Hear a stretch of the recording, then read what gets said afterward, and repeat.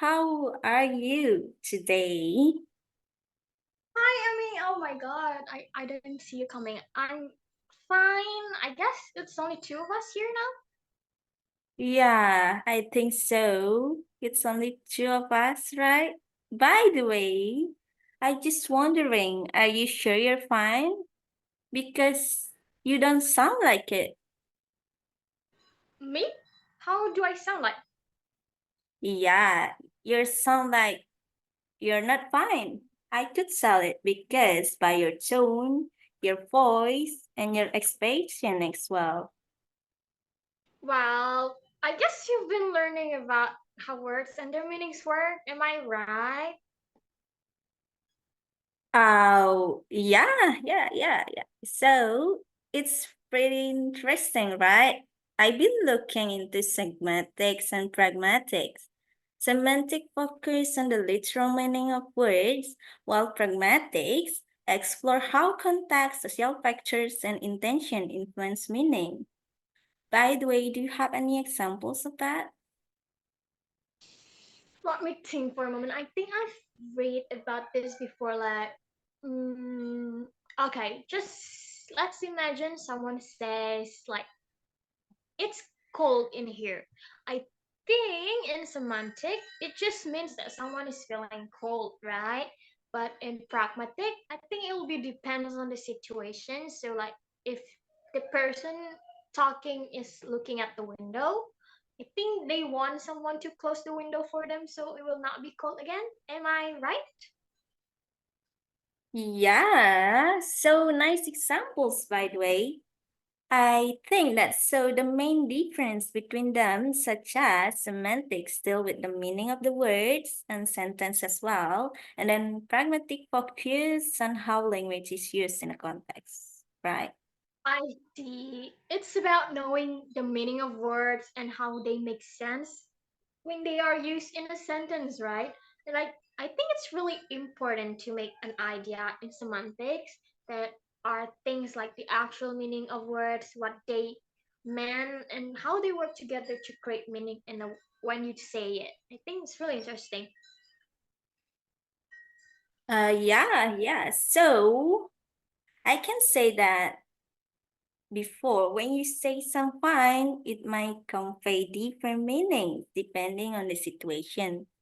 And then it could indicate genuine well-being or in a different context of tone, suggest you're not fine but choose not to discuss it. Pragmatic meaning relies on context, tone, and nonverbal communication as well, right? Wow, you just analyzed me right there. I think pragmatics really help us figure out what someone really means when they speak, just like you did to me earlier. I think it's about understanding why people say things and how the situation affects them, what they mean. And I think it's really interesting that we're talking about this now. Yeah, of course. It's very cool, right? Semantics and pragmatics are essential components of linguistics. I can say it, and understanding both of them help us analyze and appreciate the complexity of human language. Oh, right. Talking about the human language earlier in communication, I've been thinking about figurative language. I think it's really interesting. What do you think about it? Figurative language. Yeah. In my opinion, figurative language also adds a lot of depth to communication. What do you think about that, Ayu? Absolutely, I agree with you. It adds a lot of depth. Like when we look at words and phrases that aren't literal, I think we see how language can express the complexity in ideas so it can be more interesting and colorful. And I think it makes communication more meaningful. Yeah. So it also way of expressing ideas, conveying using language that goes beyond the literal interpretation. It includes the techniques like simile, personification, and metaphors. Right, I remember about those. I remember one examples like I remember simas are used to compare two things with the words like or as. Like an example, like your smile is as bright as the sun. I think that is one. And then I remember metaphors is like equating two different things, and personification is like giving human qualities to non-human entities. Am I right? Exactly. So I can say that it's all about adding depth and imagery to our communication. On another example, I can say that saying that stars dance in the sky. So it's a form of personification because no star can dance, right? Right, I agree. Figurative language definitely makes writing more engaging and colorful. I feel like I could write a book of poems right now when I learn about figurative language. Oh, yeah. It's powerful tool for writers or authors to create impact and connect with the readers on a deeper level as well. I agree. I agree with you about that. By the way, I've been thinking about analyzing and distinguishing the meaning of a text. Have you ever struggled with that? Thinking back about it again, I think yes, I have struggled before. Like, it's really hard to understand an author intended messages in a text sometimes. You agree? Yeah, I agree too. As before, I find that problem as well in making a text. So one way to approach it is to break down the text into smaller parts and analyze each of them individually. Oh, that's a good idea. And one thing that I learned that I also find it really helpful to look at literature that the author may have used, like uh, what they use in metaphors or symbolism. I think it really helpful too. Yeah. So definitely it's also important to consider the text in which the text was written and any historical cultural factor as well that might have influenced the author. Yes, I think so. Like understanding the context can really provide us a very valuable insight into the author's perspective, like and intended messages. So I think it really helps. And once we have analyzed the text, it's important to distinguish the meaning from our own interpretation and our thought as well. So it's so important to approach the text with an open mind and consider multiple perspectives.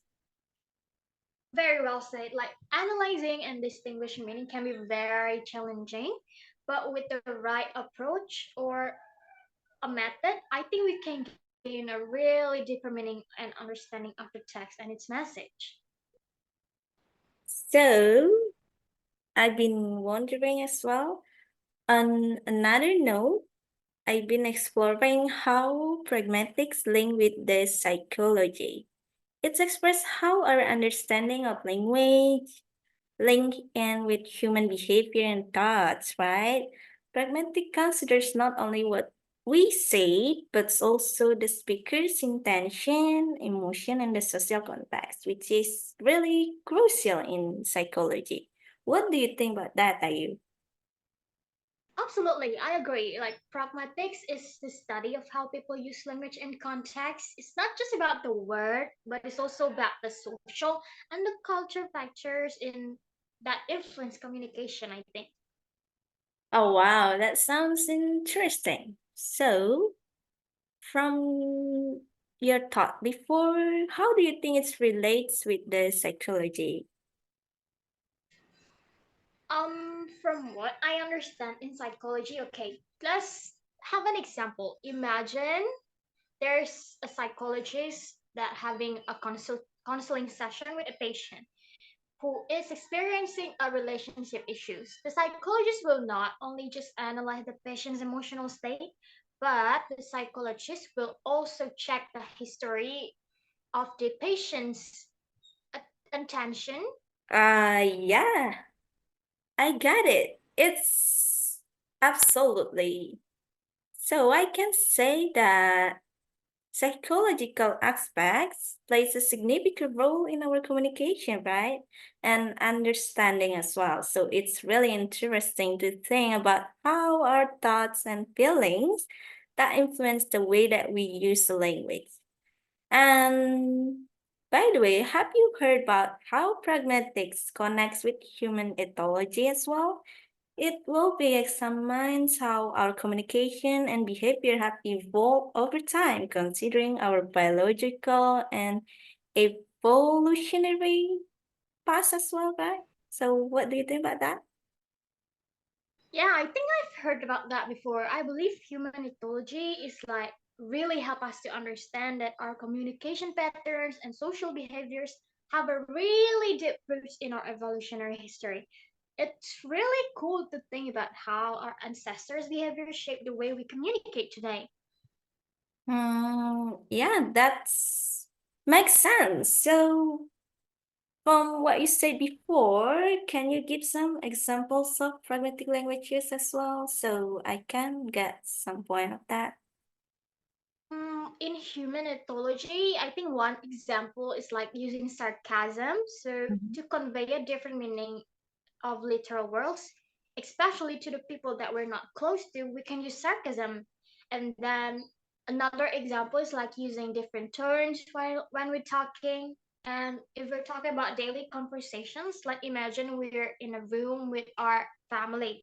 So we can just say, can you pass the salt? So it's like semantically, it means that we just request for salt, right? But in pragmatic use, it can also indicate that we're close to the people to the person that we're talking to. It's like a closer relationship can be like our family or friends. So to ask things for directly. Oh, yeah, I see, I see. So it's will be expressed how much meaning can be conveyed through language beyond just the word themselves, right? Yes, and understanding pragmatics, I think, can really help us communicate more effectively, and we can even avoid misunderstanding. It is really important to study in this area, both in psychology and ethology, I think. Oh, definitely. So here, this area like semantics, pragmatics, analyzing meaning, figurative language, psychology, and human ethology offer different perspectives on our language and human interaction as well. Yes, right. I think it's will really help us understand different aspects in how we communicate to with people and really reveal us to the complexity of human language and behavior. So yeah. Oh, yeah, it's a nice thought for today about that. So, by the way, it's already yeah, it's a time that we need to join the class of Miss Oh, Riska, right? Yeah, and some oh friends will be yeah. joining us as well. So I think that's enough for that. So thank you so much, Ayu. Thank you for the good talk. Let's talk again later. Bye. Let's go. Bye.